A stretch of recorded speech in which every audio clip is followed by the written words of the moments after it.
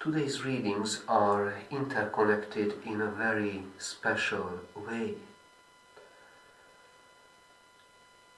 We can read the first reading and our Gospel in terms of the importance of discernment, discerning bad thoughts from good thoughts.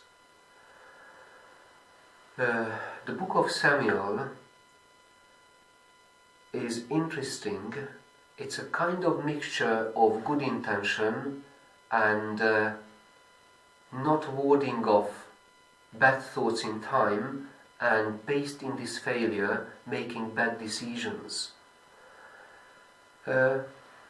Samuel was inspired by the Lord's presence that when we are fighting our enemies, let us draw strength from the Lord. And then he introduces a law that no one should eat anything.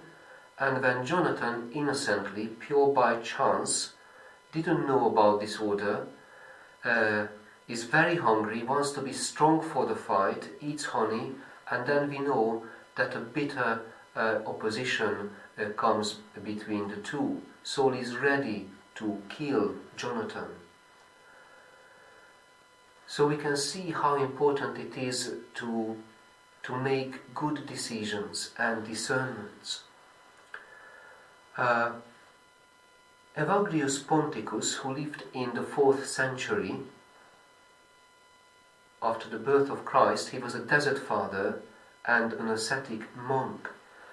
And he was called one of the desert fathers because he went to the desert, leaving behind the hustle and bustle of the city, focusing on the relationship with God and making good discernment and good decisions.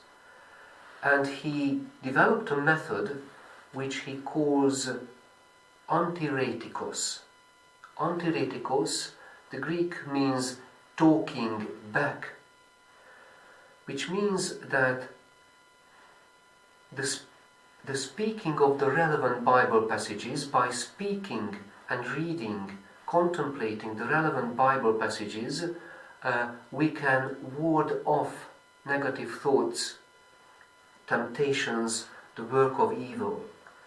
So his technique was particularly drawing on the Psalms, because Psalms are very interesting, like our life. It's a mixture of the reality of the human condition, that we are tempted to follow our selfish ways, we are making bad decisions, we are entangled in the consequences of those decisions, but on the other hand, there is always a recurring salvation, the mentioning of God's name and power and healing. So, what we are doing in the Christian liturgy in the mornings, it's a form of antiretikos. Going through the words of the Psalms, our mind and thinking becomes a bit more clear and enables us to see things clearly, or at least to be sensitive if we are making some bad decisions during the day. In this light we can read fresh anew the passage from Luke's Gospel, the preaching of John the Baptist.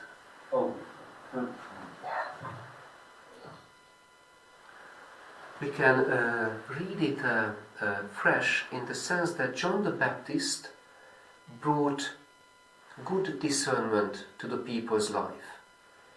He went through this process of committing himself to God, to be attentive to God's promptings, and in this way cleaning his thinking, making himself fully open. And he was teaching the people how important it is to make good discernment. And he himself showed the people a technique that what we do, it has to be always checked by God's spirit of justice.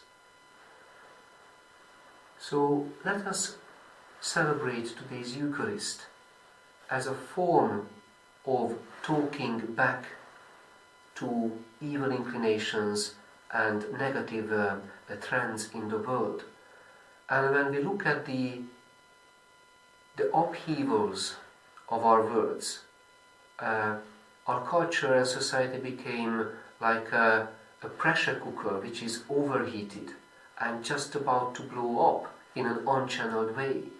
So we Christians have the task of discernment for ourselves, and if possible with God's help, that we can invite people to calm our minds and thinkings and merging our thoughts with the way God wants us to think, feel and act.